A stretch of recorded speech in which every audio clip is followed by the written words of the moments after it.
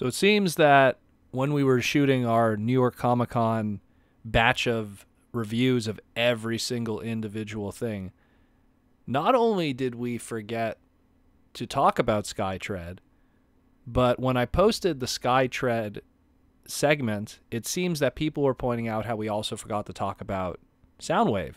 And I was saying to myself, I was like, wait a minute, I did talk about Soundwave with Jaws D, but it seems that we talked about it, we edited the segment, we put together the segment cover photo and everything, but we didn't upload it. So here is the delayed, and thanks for everyone who pointed this out. I'm so sorry. I didn't know. Imagine we shot so much and yet it didn't get released. So here's the delayed shot during New York Comic Con review of Siege, Soundwave, and Laserbeak and the Cassettes. Thanks again, guys. Next we got is Voyager Soundwave. And this is another one, too, where the alt mode is just like Shockwave, kind of crazy to a lot of people when they first look at it. And they go, man, like, what does he turn into? But John Warden, in his designer notes, reassures everybody that, you know, this is something that it turns into this patrol hovercraft thing where you could dock the cassette bots onto, which are sold separately. We'll get into those afterwards. But he also has a secret third alt mode that is an Easter egg that turns into the Cybertronian sensor lamp. And the funny thing, that's what I was thinking on the top of my head. And I was like, I hope he turns into that weird like lamp thingy. And you're like, yep, he totally does. And I'm like, oh man. Well, and the thing is that they had a display at New York Comic Con, and it was funny because if you look at the display, a lot of people were pointing this out. The battleground that the figures were fighting on was they pretty much took a whole bunch of different Transformer stuff from the past couple of years and were just spray painting it black and just gluing it onto there. And if you look carefully on it, there's this Soundwave in lamp mode, if you will. I'm doing air quotes here, lamp mode, quote unquote, painted all in black, and then, you know, put on there. And not a lot of people noticed it. I'll post a photo if I could find it. Someone took a picture of that lamp mode, but. And it was I think that's also indicative of the promotional art that they're putting forth. Yes. You'll see, like we talked before about the Omega Supreme, like his head's there, his claws in the background. You're seeing another robot, just like, you know, just his torso is kind of there with the head kind of slunched over. So it's like, yeah, like a war just happened, or like they're on the battlefield, and it's just, you know, it's hell on earth, basically. Hell on Cybertron kind of thing. And what's crazy, too, is like you look at his chest, and his chest is just scratched up like crazy.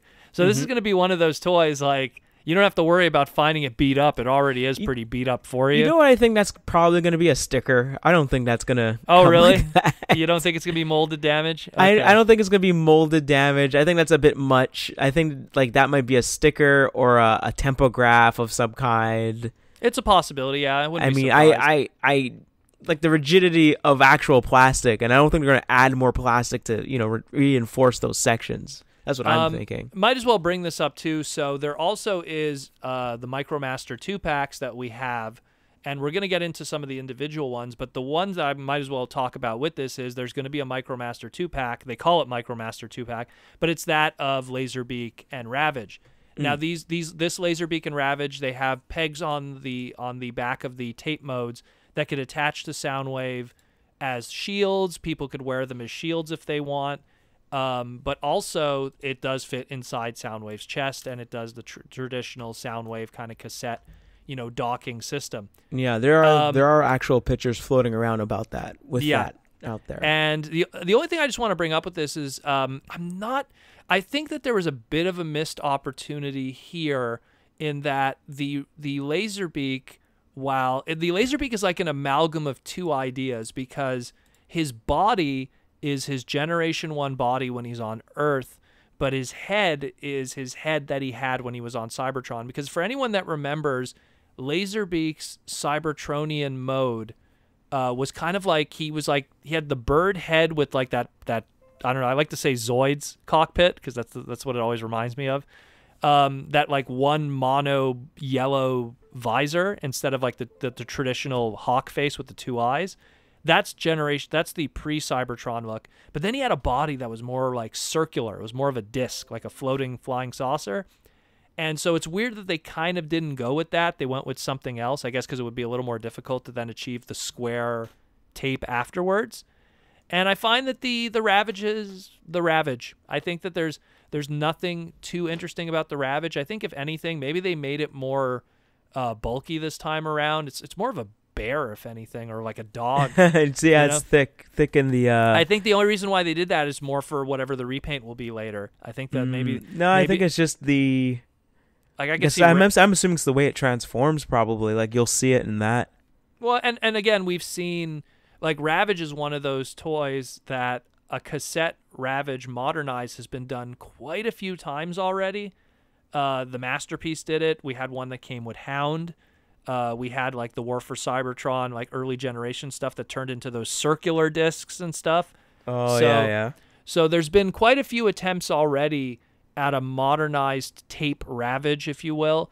And I guess it's just them going, how do we do it again different this time around? And I know I'm forgetting some also because I know that, what do you call it? Even there was plans to do, like there was even the world's smallest one that came with a little tiny one that's like the world's smallest Transformer ever made. And there was plans even to do more with that with the Titaniums line if they continued with the Sound Blaster and stuff. So the point is that there's been a lot of modern engineering for a tape Ravage, and I guess it's just them going, what do we do this time around? Again, the Laserbeak, I was really hoping that we'd have something more indicative of that old Generation 1 pre-Cybertron thing. This is a fusion of the two. It's not going to kill me, but it's like the fact that they made the head that way, but they didn't do the body that way is kind of weird, but whatevs. Like there's so many, again, Laserbeak turning into a cassette. The Titanium came with it. The Masterpiece came with it. So like there's so many of that already. So if I wanted that perfect Laserbeak, I already got it. You know what I mean? Even the Generation 1 toy was pretty darn good, for what it was. So this is going to probably be more of that.